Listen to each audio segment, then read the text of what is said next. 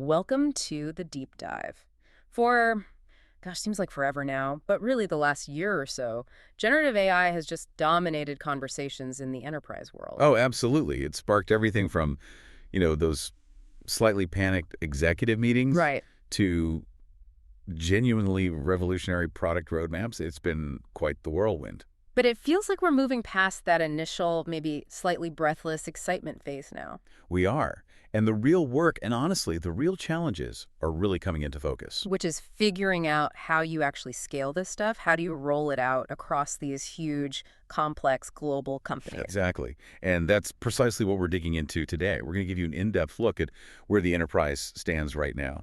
We're focusing on Deloitte's Q4 2024 report. It's called Now Decides Next. And this report is, well, it's really crucial. It provides this incredibly detailed global snapshot of this massive transformation at what feels like a really critical moment. An inflection point, maybe? I think so. It definitely moves beyond just a hype cycle Yeah. and tells us where the rubber is actually meeting the road. Mm-hmm. Budgets, adoption, ROI, the real nuts and bolts. So our mission for you, the listener, is to basically provide the comprehensive breakdown you need.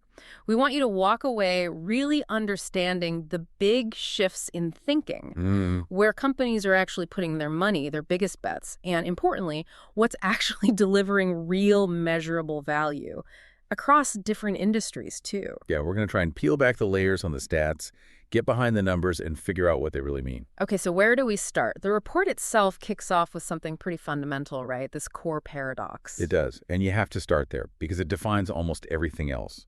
It's this tension between the technology and the organization. Explain that. Well, the technology itself, Gen AI, is advancing at just this breathtaking speed. It's almost impossible to keep up. Faster than Moore's Law, even. That's what some tech leaders in the report argue. Yeah. Yeah. They're saying Moore's Law, that traditional yardstick for computing power doubling every couple of years, it's effectively dead in the AI era because the acceleration is just so much more extreme. Okay, so the models are getting faster, smarter, cheaper, exponentially. That sounds like a transformation dream scenario. Sounds like it. So why aren't we seeing Gen AI just instantly everywhere, in every corner of every company? Because there's this massive speed limit. And it's not technological. It's purely human and organizational. Ah. The report is really clear on this. Most organizations are moving at the speed of organizational change, not the speed of the tech itself. So the tech is like a Formula One car, but the organization is still navigating rush hour traffic. That's a great way to put it. There's this fundamental tension, right, between what the latest models can do, theoretically, and what the big, established, often bureaucratic global enterprise can actually adopt, manage, and govern safely. Right. The pace of committee meetings, compliance reviews, getting everyone trained up, changing how people actually work. Yeah. That's the bottleneck. Precisely. That organizational friction. That's what's slowing down the big, large-scale transformation everyone talks about. So the challenge isn't really about the AI's capability anymore. Not primarily, no. It's increasingly about governance. It's about risk appetite, company culture, having the right skills. It's an internal problem, fundamentally. And that tension, that's the thread we're going to see running through all the findings we discussed today. Exactly. It explains so much of what the data shows. Okay, let's unpack that organizational speed limit then. Because the report really captures a huge shift in mindset just over the course of 2024. It really does. You remember late 2023, it was all excitement and hype, just pure buzz. Oh, yeah. Wall-to-wall coverage. Every CEO felt they had to have a Gen AI strategy yesterday. Exactly. But by late 2024, things had settled down. The report calls it a positive yet pragmatic mindset, setting in among business leaders. Pragmatic. So reality bites. Sort of. You can see it directly in the data on investment interest. There was actually a pretty significant drop in the number of leaders reporting very high interest, especially non-technical leaders. How big a drop? Well, interest from the board fell sharply by 16 percentage points between Q1 and Q4, and the C-suite dropped 15 points. That's quite a cool down. Wow. Okay. 15 points among C-level execs. My first thought is, are they getting disillusioned? Did they sink millions into proof of concepts that didn't pan out as quickly as they hoped? I think that's definitely part of it, yeah. The path to ROI is proving longer and harder than maybe some expected. Reality has set in. But I think the bigger picture here is they've moved past the Let's call it the magic phase. Yeah. And now they're grappling with the governance phase. Right. The wow factor is replaced by the how do we actually manage this factor. The excitement is giving way to the weight of responsibility. They're realizing their job isn't just to be cheerleaders for the tech anymore. It's to be responsible stewards managing the risks. Right. Focusing on the operationalization, the controls, the compliance, which is, let's face it, inherently less exciting than the initial discovery phase. So trading that initial buzz for due diligence. I think so. And we can be pretty confident in that interpretation because if you look at the technical leaders, the folks actually building this stuff, their interest didn't drop. not at all. It stayed incredibly high and steady. 86% reported high or very high interest across both quarters. Okay, so the builders are still totally bought in on the potential. Absolutely. They see what's possible. It's the executives who have to manage the corporate structure, the budgets, the legal exposure. They're the ones becoming more measured about how fast they deploy it. And as that initial executive excitement cooled a bit, another barrier started to loom larger, didn't it? Something maybe less controllable internally. Policy. Absolutely. This is a huge point in the report. You really see this uneven pace of change. Tech sprinting ahead, policy still trying to figure out the rules of the race. And that's showing up in what companies see as their biggest roadblocks. Massively. Regulatory compliance, uncertainty about future rules has jumped right to the top. It's now the #1 barrier cited by organizations holding them back from developing and deploying GenAI tools more broadly. Wait, stop there. That's fascinating, because earlier on, wasn't it all about internal stuff? Like data quality, finding AI talent? It was. Those are still issues for sure. But external regulatory worries have overtaken them. Why now? Because the technology's sheer speed has just completely outrun legislation, globally. Companies feel kind of paralyzed by the uncertainty. What will the EU AI Act really mean in practice? What rules are coming to US-China? That concern about regulatory compliance jumped 10 percentage points just between Q1 and Q4. 38% of respondents are citing it as their main obstacle now. That's a huge signal. 10 points in just a few months. Yeah. And it's followed by difficulty managing the internal risks. That's at 32%. And still, a lack of a clear adoption strategy at 27%. But regulation is top.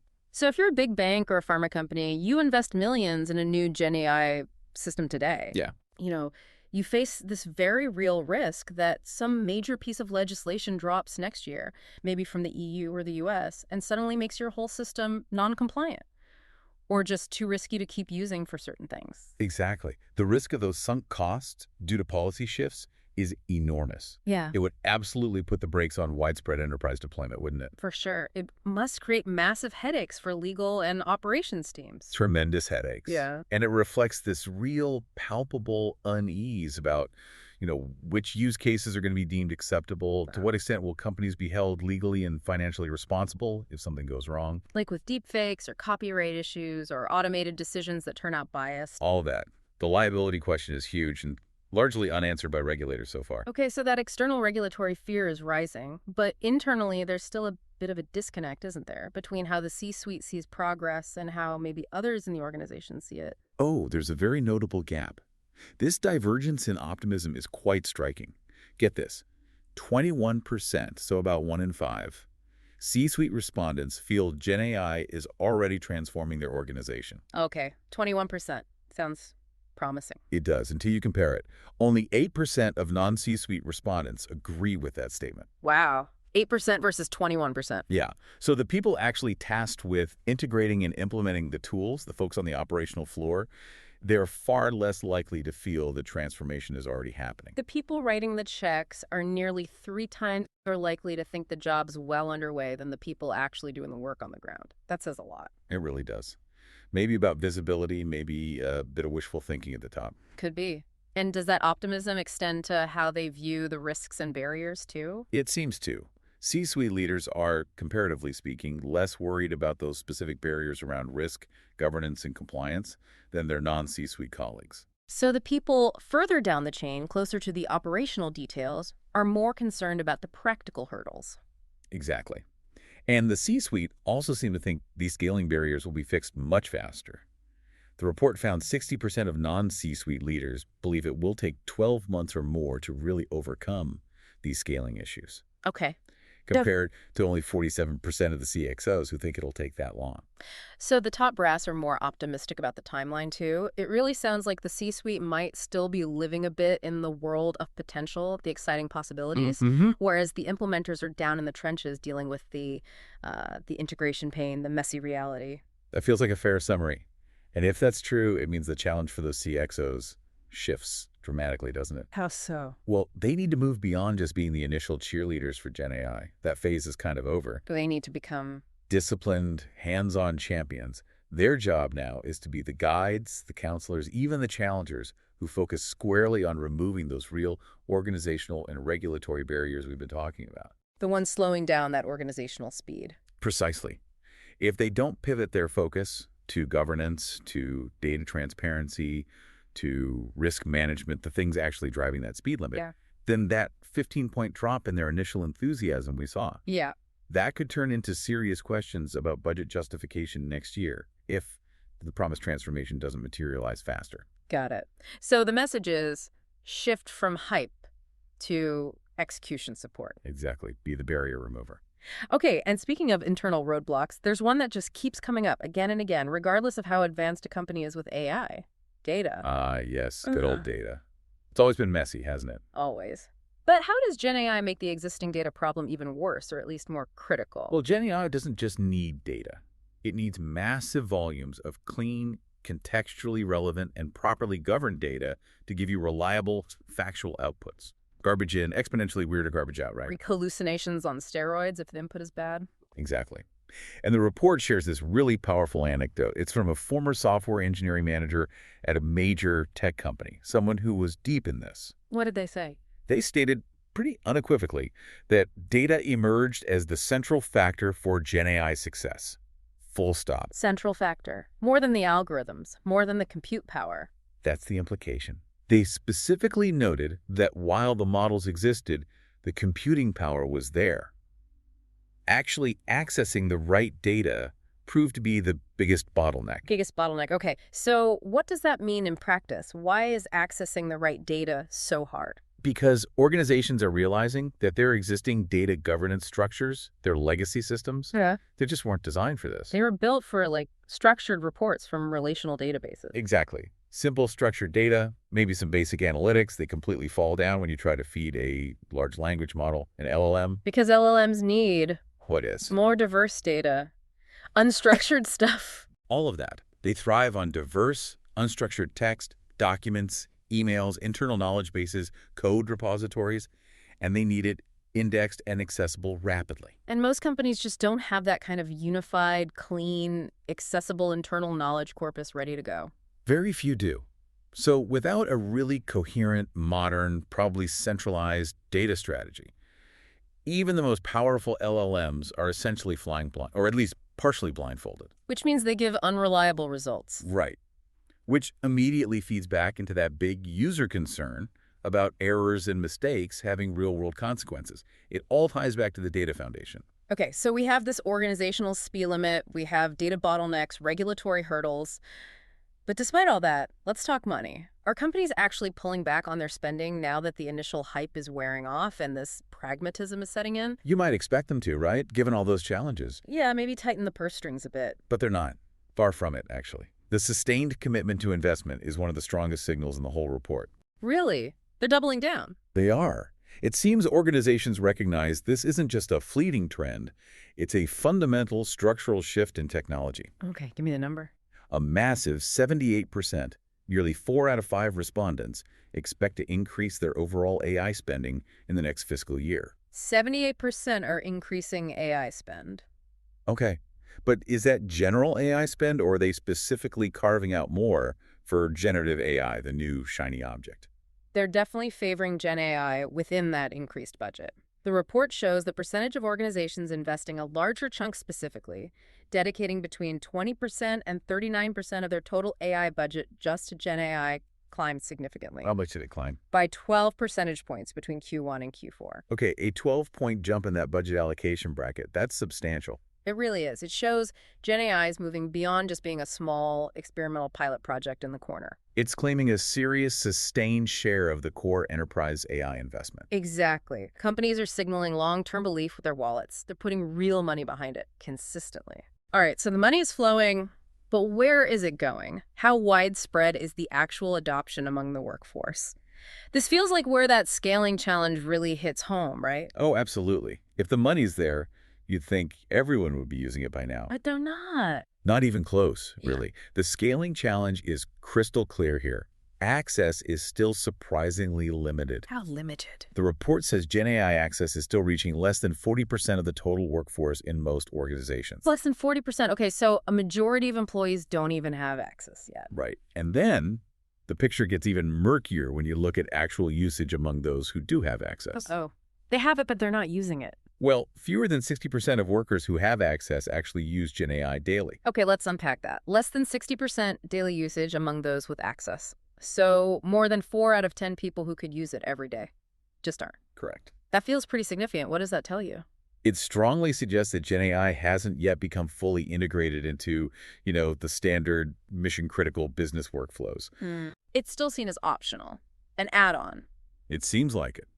Maybe an adjunct tool for specific niche tasks, drafting an email, summarizing something quickly, rather than an essential, indispensable part of how people do their main jobs day in, day out. Which means we're still a long way from that deep operational transformation. We are. But interestingly, the report highlights it's not purely a top-down problem, like leaders just aren't mandating it enough. There's a crucial counterforce at play, Which is? this bottom-up movement. A lot of the demand for practical Gen AI tools and innovation is actually coming from middle management and employees on the front lines. The people who actually feel the pain of inefficient processes. Exactly.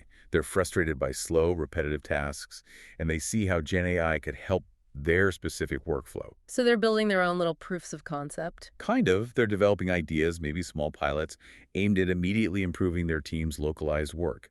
And this adoption is often driven through, internal innovation boards or governance structures that evaluate these grassroots ideas. That makes sense. That employee-driven demand is probably vital for scaling, isn't it? Absolutely vital, Oh. because it helps ensure the tools that do get built actually solve a real present problem for the end user. Which makes it much more likely they'll actually use it every day, boosting that daily usage rate over time. Precisely. It grounds the innovation in actual user needs. Okay, let's pivot to the payoff then. Companies are spending the money, they're trying to get it adopted. What benefits were they hoping for, and what are they actually getting back? Efficiency and productivity must have been top of the list. Oh, absolutely. That was the obvious low-hanging fruit, the initial promise.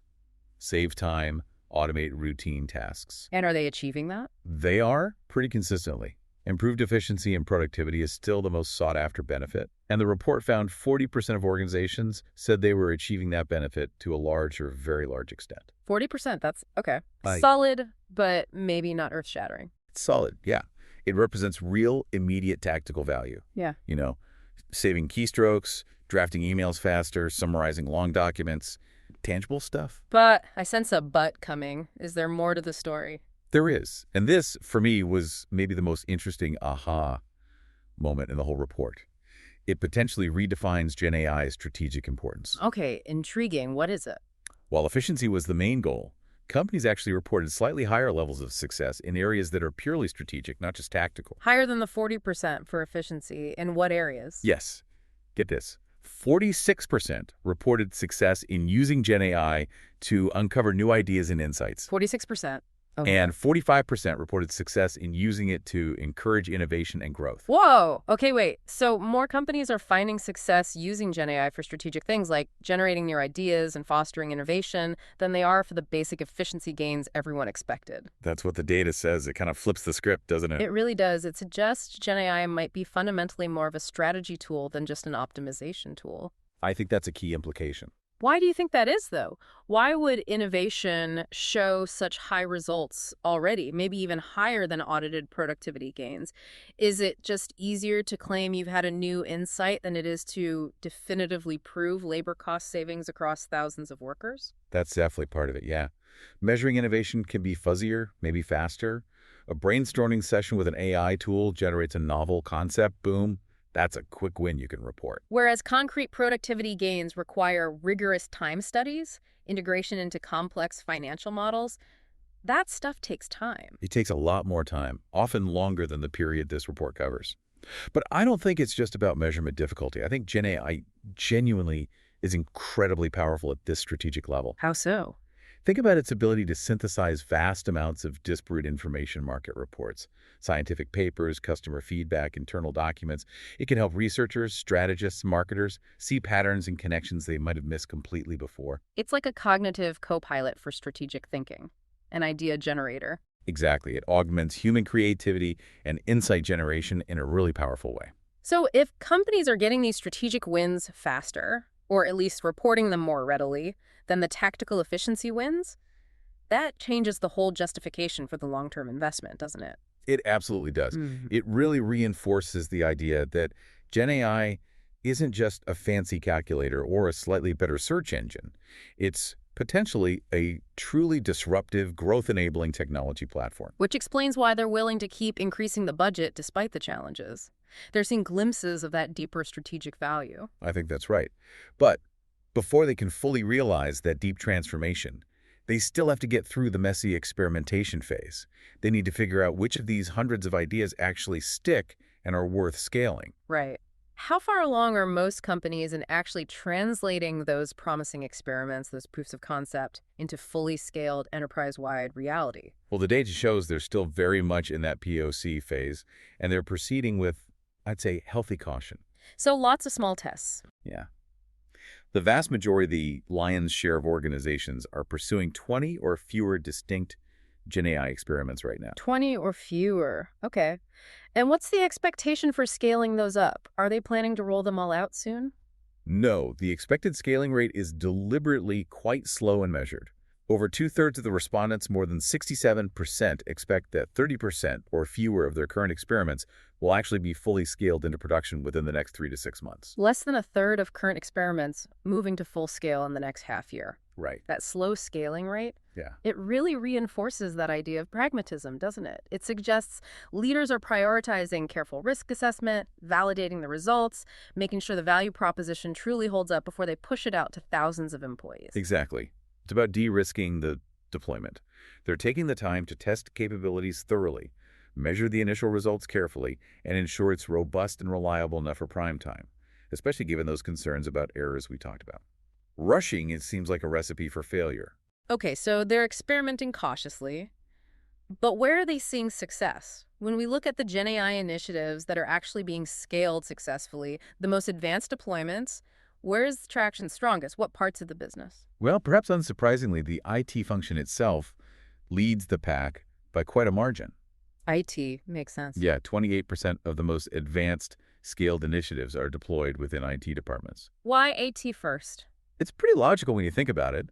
One of Gen AI's clearest, most immediate strengths is in generating code, debugging code, testing code. Right, helping the developers themselves. Exactly. It can dramatically accelerate the software development lifecycle.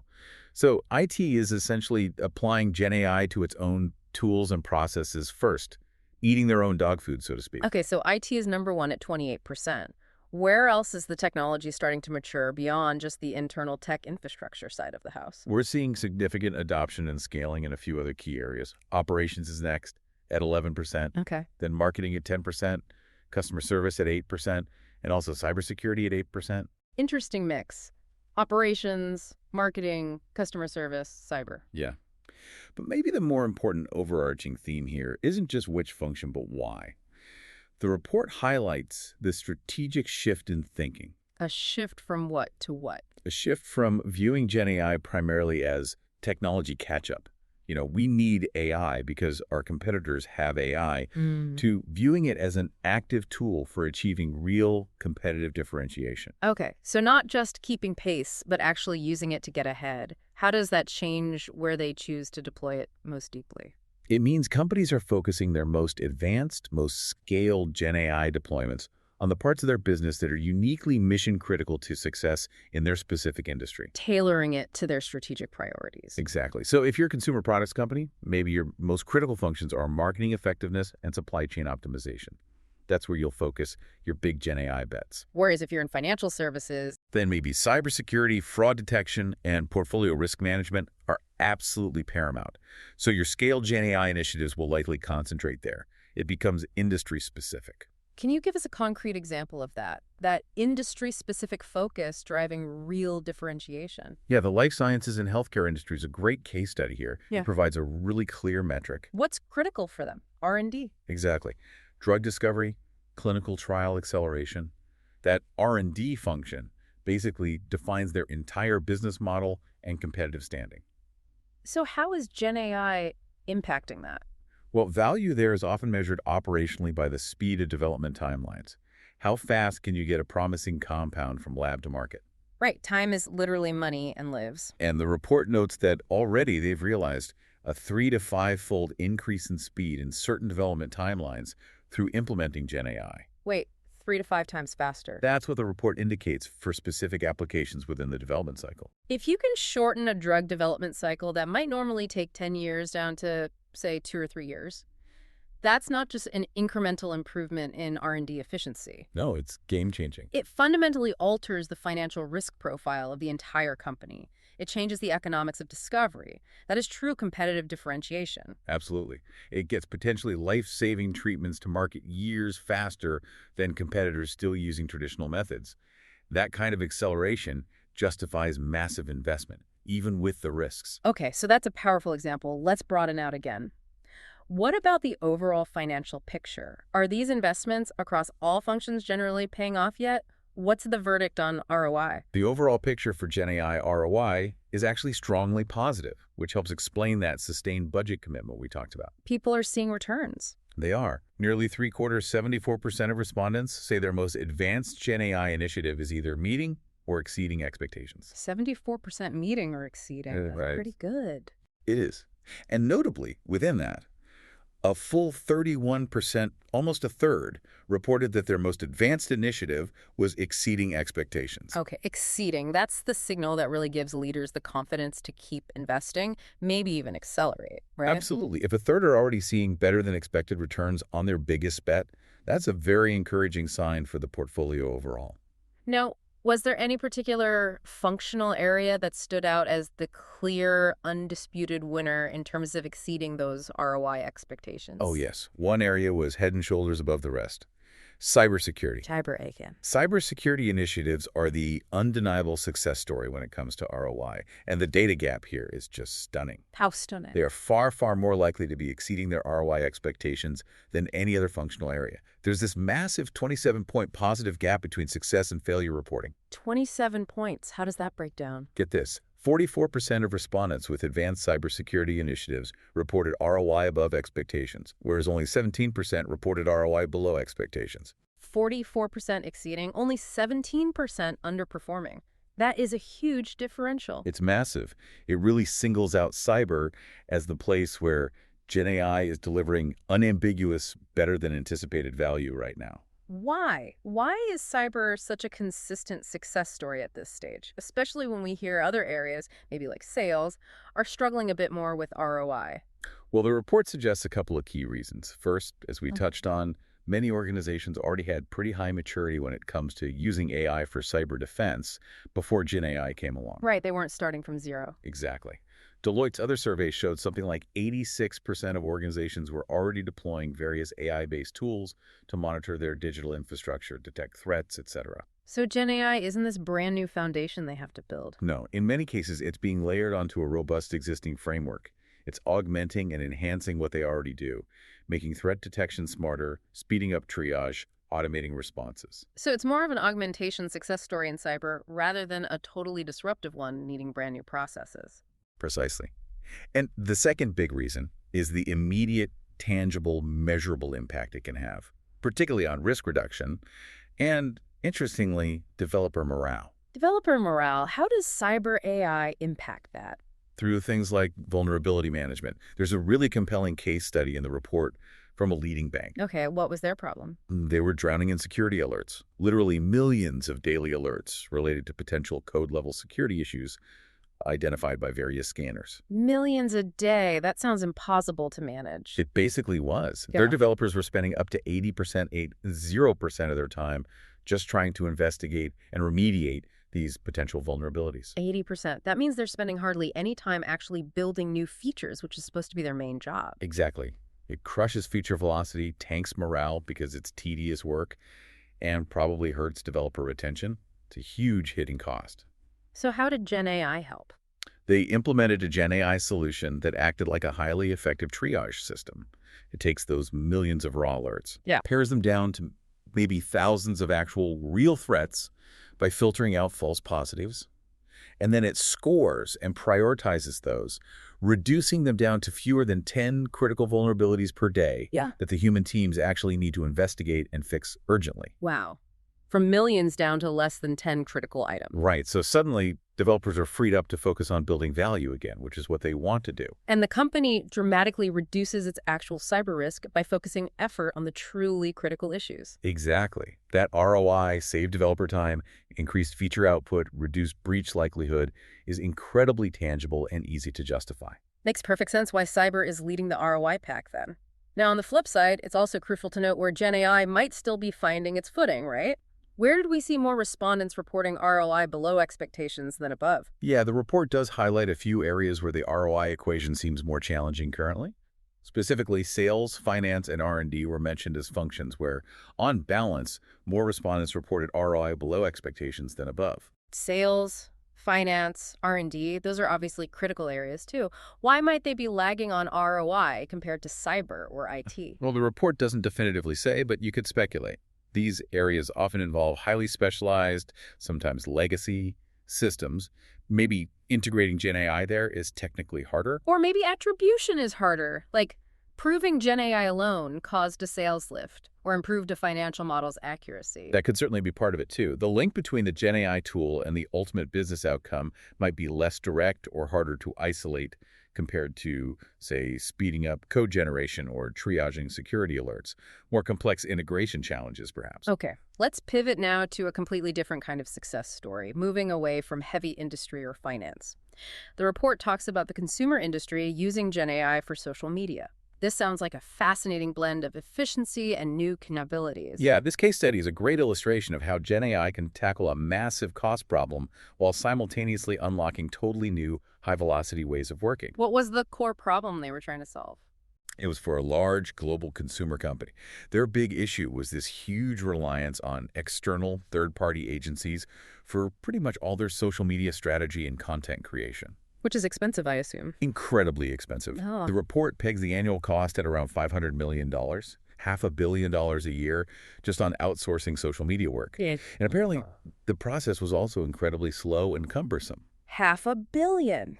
Wow, that's a massive operational expenditure just begging for some automation or efficiency gains? Exactly. So the solution they developed was a Gen AI-powered system designed to create a lot of this content internally. What kind of content? Copywriting for posts, creative design elements, multimodal posts combining text and images or video. The goal was to maintain an always-on multimodal social media presence, driven largely by AI. Always on, so speed and relevance were key. Absolutely key. The executive interviewed for the report gave this great example. The system posting about viral, real-time trending events, like, say, the Emmys are happening. The Gen AI models monitor social media, pick up on the trending hashtags, maybe key moments or clips, and then they generate relevant posts, maybe images or short text commentary, that align with the company's brand voice and standards. And this happens automatically, in real time. Pretty much in real time, yeah. With, importantly, human moderation still in the loop for safety checks and final approval. But the creation itself is automated and super fast. So the AI is essentially creating culturally relevant content, reacting to live events, faster than any human agency team could possibly get briefed, design something, get approvals, and post it. That's the idea. Speed to relevance. And how did this impact their bottom line? Did they save money? Did it actually work? They saw 3 major benefits, according to the report. First, obvious one, substantial operational cost savings by automating a lot of that expensive agency-based creative production. Makes sense. Cut the $500 million bill. Right. Second, they actually saw increased sales and impressions, presumably because the content was more timely, more relevant, more engaging by being part of the real-time conversation. Okay, so cost savings and better performance. Nice. What was the third benefit? This one's really interesting financially. Reduced media costs. Reduced media costs. How? Think about it. If the Gen AI system is creating really effective, engaging, unpromoted social media posts, content that naturally trends, gets shared, gets organic reach because it's so timely and relevant, Yeah. then the company doesn't need to spend as much money paying platforms like Facebook or Instagram to promote its posts to get eyeballs. Ah. The effective organic content replaces the need for paid promotion spend. Exactly. It basically eliminates a chunk of that paid media budget, freeing up potentially millions of dollars for maybe more strategic advertising or other investments. Yeah. It shows how GenAI can optimize external spending, not just internal operational costs. That's a really clever, multifaceted ROI story. Cost reduction, performance increase, and media spend optimization. Very cool example. Okay, so we've spent a lot of time on the now, the current state of adoption, scaling, ROI, the challenges. But the report title is Now Decides Next. We need to shift our focus to the next. We do. If the current wave has been largely defined by these powerful large language models, the chatbots, the content generators, the report clearly identifies what it sees as the next big transformative wave on the horizon, agentic AI. Agentic AI. Okay, I'm hearing this term more and more. Is it getting real traction in terms of interest from leaders? Significant attention, yes. When asked about the next breakthrough innovations they're tracking, agentic AI, described here as Gen AI for automation, was cited by 52% of respondents. That's number one. 52%. Wow. And right behind it, multi-agent systems, which is where multiple AI agents coordinate to complete a complex task, that was cited by 45%. So leaders are definitely earmarking this agent concept as the next major focus area for development and investment. All right, let's make sure we're all on the same page. For you, the listener, what exactly is agentic AI? How is it fundamentally different from the Gen AI tools most of us might be using today, like a ChatGPT or a code generator? That's a great question. A lot of the Gen AI we use now operates using a technique often called RGRAG, Retrieval Augmented Generation. Okay. Basically, you give it a prompt, it goes out and retrieves relevant information from its knowledge base, and then it generates a response based on that. But you, the human, have to initiate the task, interpret the output, and decide what the next step is. The AI is kind of passive until prompted again. It needs constant human direction. Right. AI agents, however, introduce the concept of agency, hence agentic AI. Agency, meaning the power to act. Exactly. It means these AI systems are designed to have the ability to act independently. They can plan a sequence of steps needed to achieve a complex goal. All on their own. Yes. They can coordinate with other AI agents if needed. They can access and actively use various external tools, think code interpreters, web browsers, databases, scheduling applications, APIs. Okay, so they can actually do things, not just generate text. Right. They can use tools to execute tasks required to fulfill their goal. And critically, they're designed to be able to learn from their experience and adapt their approach over time. And all of this with minimal human intervention. That's the key differentiator. Little or no direct human intervention required once the initial goal is set. Okay, that sounds like a massive leap. It's moving from having like a really smart suggestion generator to having something more like a fully autonomous, specialized digital worker. That's a good analogy. So instead of asking an LLM, hey, can you draft a summary of the Q4 financial report for me? Yeah. You might ask an AI agent, analyze the Q4 report, compare our profit margins against our top 3 competitors using their latest filings, identify any discrepancies, and schedule a 30-minute meeting with the CFO for tomorrow afternoon to discuss your findings. And it just does all that. That is absolutely the vision, yes. Yeah. The goal is to create these specialized AI agents tailored to specific functions, maybe a sales research agent, a supply chain optimization agent, a cybersecurity validation agent. Agents that can autonomously manage overwhelming volumes of information, execute complex multi-step workflows, and only really need to surface final results or require human intervention at predefined checkpoints or when they hit an exception they can't handle. It's about radically increasing the AI's level of responsibility and strategic autonomy within the business process. Exactly, from assistant to actor. Okay. But, wow, the risks that we already worry about with Gen AI, things like bias, making stuff up, hallucinations, basic errors, surely those risks get magnified exponentially when the agent is operating autonomously, when it's executing real-world actions without a human supervising every single step. Absolutely. And that fear is, without a doubt, the main brake on adoption right now. It brings us right back to the immediate challenges the report identifies for future deployment. What's the top concern holding back broader adoption, especially of these more autonomous systems over the next couple of years? The number one concern, cited by 35% of respondents, is exactly what you just said: mistakes or errors leading to real-world consequences. 35%. That's the biggest fear. Yes, because the potential for autonomous systems to cause significant harm, financial, reputational, even physical in some contexts if they make a mistake, is immense. That weighs heavily on leaders. And what's the second biggest concern? Right behind it, the fear of not achieving the expected value, 34%. So worrying it will make costly mistakes and worrying it won't deliver the promised ROI anyway, a double whammy of risk. Yeah. Given that we've just talked about how organizations are already struggling with basic governance, risk management, and data quality for current Gen AI, launching straight into fully autonomous agents seems incredibly daunting. It is daunting. So how do leaders reconcile that fear, that risk, with the apparent need to move forward and explore this next wave? You can't just ignore agentic AI if 52% are already focused on it. No, you can't ignore it. And the report's guidance here is pretty clear.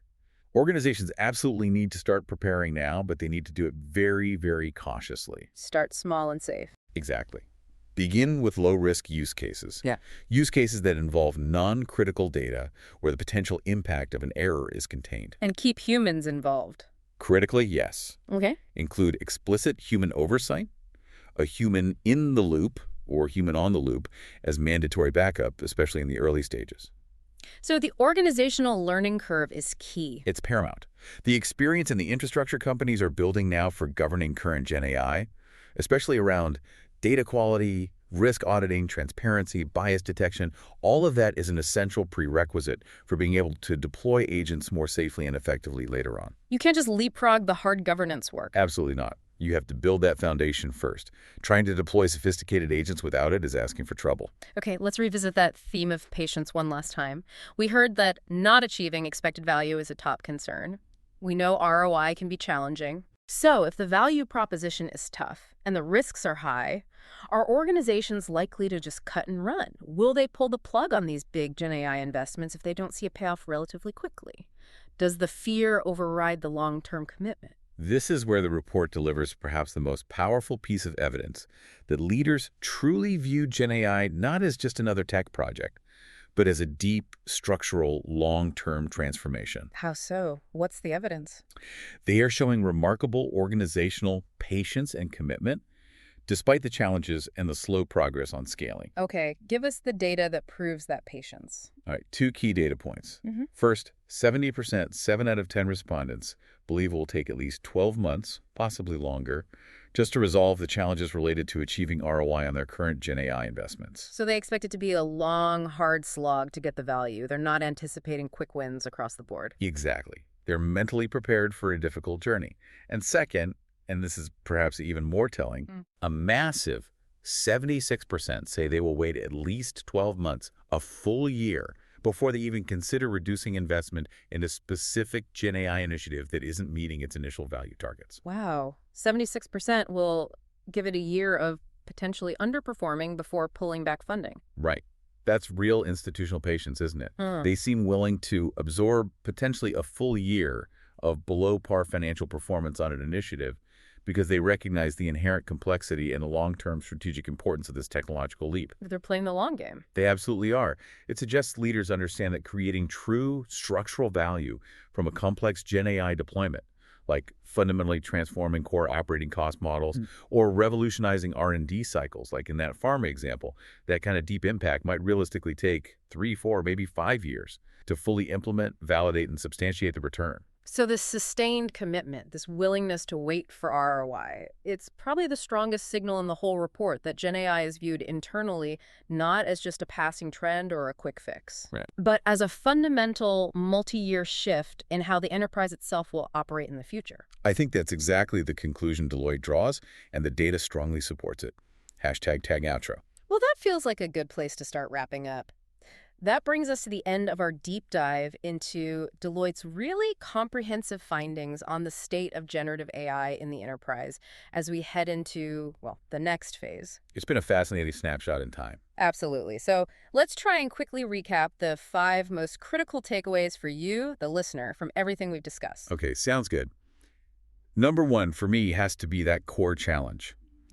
It's not about the tech speed anymore. The real bottleneck, the true speed limit for enterprise Gen AI transformation today is the much slower pace of organizational speed, internal change management, governance, culture.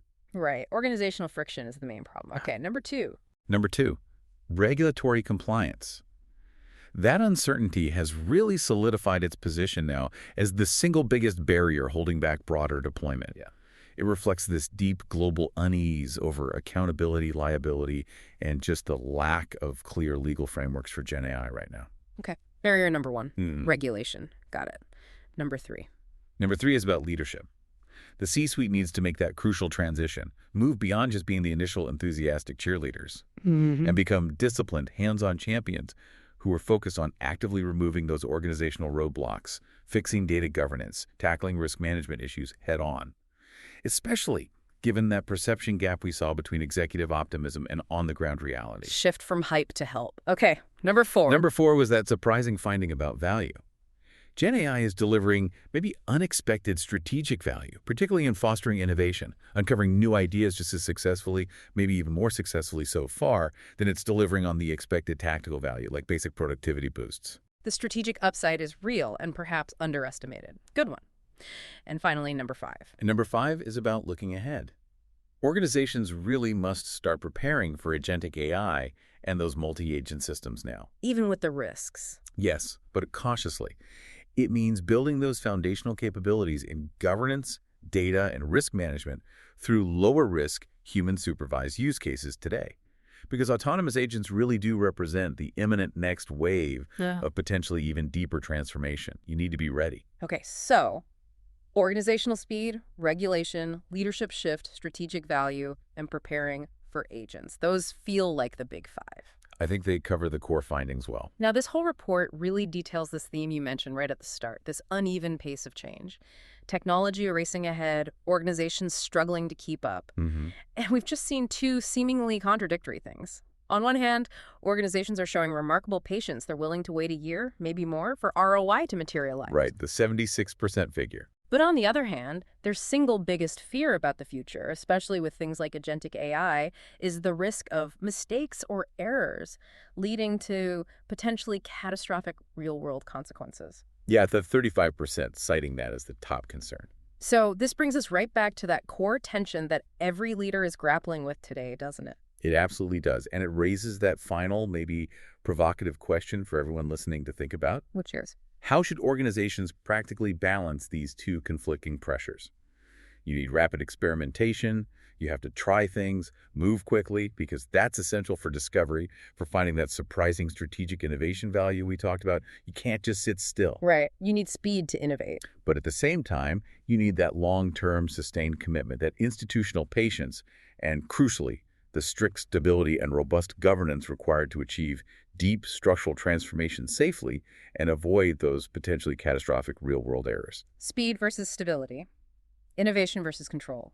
Exactly. That continuous tension between the need for experimental velocity and the need for organizational stability and risk mitigation, that feels like the defining operational challenge for AI leadership over the next few years. And navigating that tension successfully, finding the right balance for your specific context, that's probably what will separate the organizations that truly thrive in this AI era from those that become casualties of it. I think that's exactly right. It's the tightrope walk every leader's on. Absolutely something to chew on as you think about the next steps for your own organization's Gen AI journey. Thank you for joining us for the deep dive.